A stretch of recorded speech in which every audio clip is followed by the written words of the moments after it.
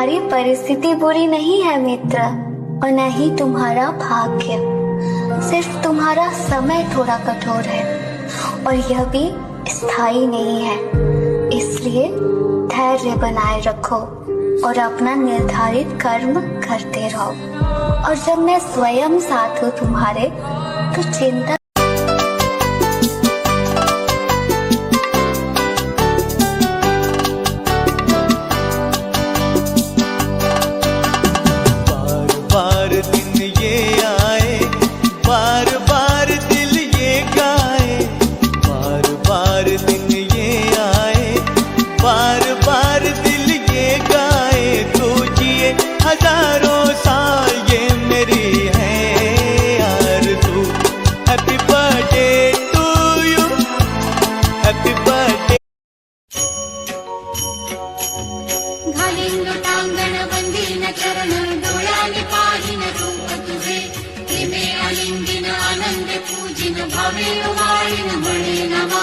त्वमेव माता